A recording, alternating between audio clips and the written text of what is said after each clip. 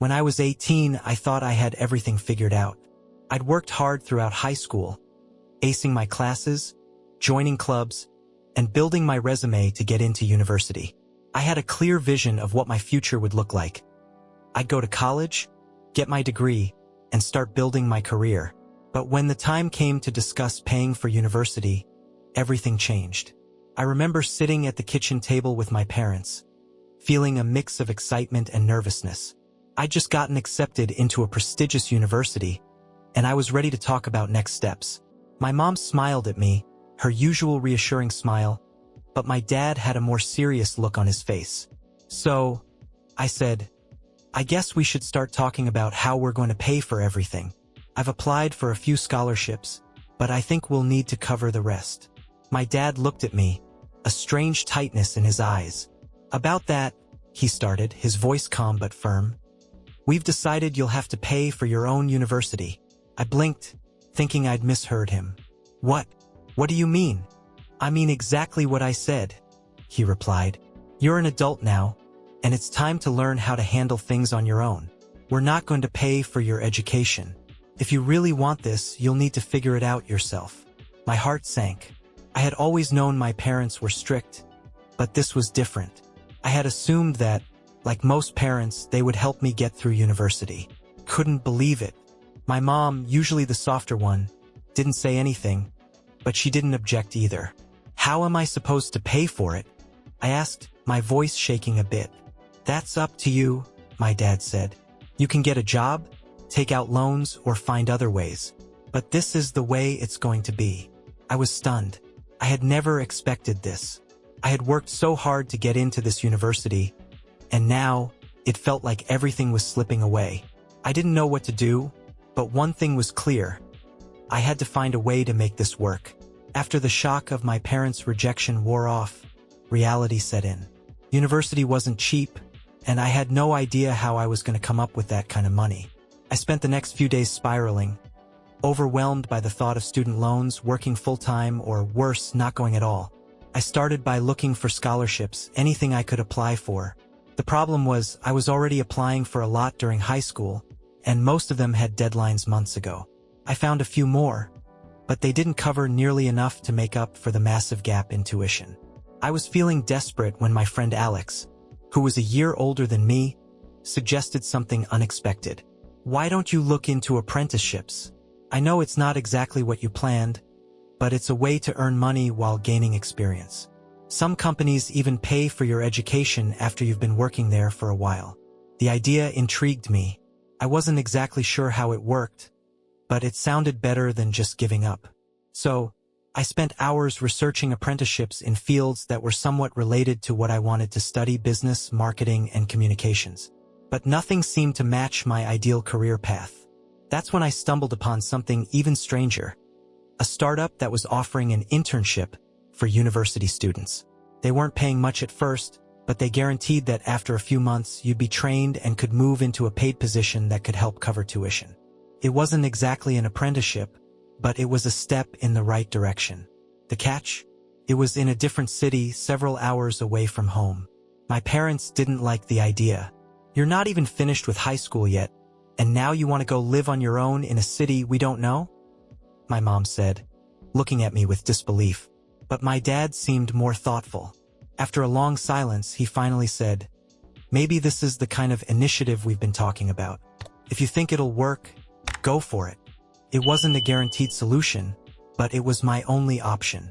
So I took a leap. I sent in my application, and to my surprise, they offered me the position. That's when the first unexpected event hit. The company emailed me back with one catch. They needed me to start immediately. No time to wait, no time to plan. It was a shocking turn, and I had to make a decision in 48 hours. I barely slept the night after receiving the offer. The company wanted me to move quickly, and I was still in shock over how fast everything was happening. I was supposed to leave home, move to a new city, start an unpaid internship, and somehow juggle the idea of attending university without knowing for sure if the money would even come together. But deep down, I knew I had no choice. The thought of losing my place in university, or worse, giving up entirely, was too much to bear. The company seemed like my only shot at making it work. I called my parents the next morning, and after some long, tense discussion, they reluctantly agreed to let me go. "We'll help you with the basics, but you'll need to figure everything else out on your own," my dad said, a little more firmly than usual. I packed up as much as I could in one hurried day. The company had told me that they would provide temporary housing at a shared apartment with other interns, so I didn't need to worry about finding a place to stay immediately. But even with that reassurance, I was terrified. I was leaving my small town, my comfort zone, and I wasn't sure what I was walking into. On the morning I left, I hugged my mom tightly. "You can do this," she whispered, though I could see the worry in her eyes. "Just don't forget, we're here for you. Always." I left home with more questions than answers, but I knew one thing for sure: I had to make it work. The first few days were nothing like I expected. The city was bigger, faster, and more intimidating than I could have imagined. My new apartment was tiny, barely furnished, and smelled like old carpet. The other interns seemed to know each other already, and I felt like an outsider. But there was no time to dwell on it. I threw myself into work, trying to learn everything I could while keeping a low profile. But then, on my second week, something completely unexpected happened. I received a call from the university's admissions office. They told me I had been selected for a surprise scholarship, a large one, that would cover a significant portion of my tuition. It was the break I desperately needed. But now I had another dilemma. Should I stay in the city and continue with the internship, which had started to show promise, or should I return home, accept the scholarship, and attempt university life the traditional way? I didn't know it at the time, but this was only the beginning of a series of decisions that would push me into even more unexpected territory. I sat in my tiny apartment, staring at my phone with the scholarship email open. I could hardly believe it. It was the kind of financial relief I'd been praying for. But the timing couldn't have been worse. The internship had started to feel like it was going somewhere, and I was beginning to build relationships with the team. They'd even started trusting me with more important tasks, and I was starting to feel like I belonged. But the scholarship, it was a one-time opportunity. If I took it, I could start university and take some of the pressure off myself financially. But that meant abandoning the internship. It meant leaving the city, cutting ties with the startup, and possibly losing the chance to continue building my career from the ground up. I had no idea what to do. The night I received the email, I lay awake, tossing and turning, my mind racing. The startup could offer me a lot of opportunities. The people I worked with were young and driven, and I could feel myself growing with every new challenge they threw at me. Plus, it was a chance to really build something on my own. But university was what I had dreamed of for so long. It was supposed to be the next step in my academic career, and I knew I couldn't just pass up the scholarship. The next day, I found myself walking around the city trying to clear my head. I stopped at a coffee shop and sat down with my laptop, trying to focus on my work. But my thoughts kept drifting. Then something strange happened. As I was scrolling through job listings, just trying to kill time while I figured things out, I stumbled upon an ad for a freelance project. It was a marketing campaign for a small tech company, and they needed someone to help write content. The pay wasn't much, but it was something I could do remotely, and the timing couldn't have been better.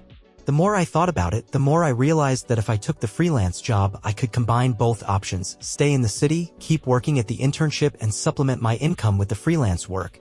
It was a risky move, but it could work. I felt a spark of hope for the first time in days. I emailed the company offering my services, and within hours they replied, eager to bring me on board. It felt like a sign. The next morning, I called my parents to update them. I told them about the scholarship and how much I appreciated it, but I also explained my plan to stay in the city, continue with the internship, and take on the freelance job. It was unconventional, I know, but I was convinced it could work. "Just be careful," my mom said, sounding worried but supportive. "You're taking a lot on your plate and you don't want to burn out." I promised her I'd manage.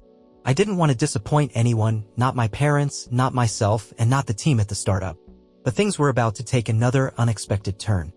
The very next day, I got a message from the startup. They wanted to offer me a full-time position after just a few months of internship. The job came with a substantial pay raise, and even more surprisingly, the offer included funding for continuing my education. They were willing to pay for part of my university costs if I agreed to stay on with them for at least 2 years. Suddenly, I had more options than I could handle. What I thought was a simple decision, whether to take the scholarship or not, had exploded into a web of possibilities. Each choice seemed to open up new doors, but it also meant closing others. I was standing at a crossroads, and for the first time, I realized that no matter what path I chose, my life would be forever changed. But which path should I take? The next few days were a blur. I could hardly focus on anything other than my options: university with a scholarship, staying in the city and working full-time at the startup, or trying to juggle everything at once. Each path had its own appeal but also its own set of challenges. I'd never felt so torn in my life. I spent hours talking to my friends, to my parents, and even to the mentors I'd met through the internship. Everyone had their opinion. Some said I should take the scholarship and focus on getting my degree, that education was the foundation for my future. Others said the startup opportunity was too good to pass up, that real-world experience would be invaluable. One of the most surprising conversations was with the CEO of the startup, a woman named Lily, who had been more of a mentor to me than just a boss. "You're in a unique position," she said over coffee one afternoon. "Most people would kill for a chance like the one you have, an internship that turns into a full-time job with the possibility of university funding. It's rare and it's a huge opportunity. But I don't want to let go of my dream of getting my degree," I confessed. "I've worked my whole life to get into university." "I get it," Lily said, her expression softening. "But sometimes you have to take the opportunities that come your way even if they don't look exactly like what you expected. This could give you both the real-world experience and the education you need. Plus, there's always time for university. What's a few more years when you're already learning on the job?" Her words stuck with me. But there was still that nagging voice in my head, the one reminding me that I had worked so hard to get the scholarship that the traditional path was still a safe bet. A week passed and I still hadn't made a decision. I walked around the city, went to the park, and tried to think things through. It wasn't just about what was easiest or most convenient, it was about what I wanted for myself. What kind of future did I want? In the end, it wasn't one conversation or one specific piece of advice that made the decision for me.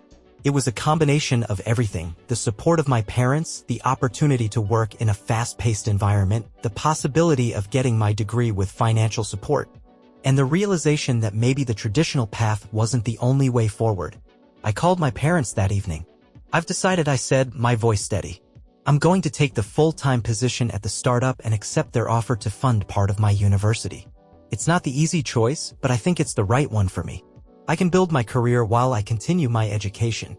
There was a long pause on the other end of the line. Then my dad spoke, his voice surprisingly warm. "I think you're making a brave choice. You've got a good head on your shoulders. Just don't forget to take care of yourself along the way." The decision wasn't easy, but once it was made, I felt a sense of relief. I wasn't following the traditional route, but I was carving out my own path, one that combined both the hands-on experience I craved and the education I still valued. A few months later, I was thriving in the new role at the startup, taking university classes online while managing my work schedule. It was chaotic at times, but it worked. And even though it wasn't the journey I had imagined, I was beginning to realize that sometimes the unexpected turns lead to the most rewarding destinations. In the end, it wasn't about following one clear path. It was about finding the courage to create my own.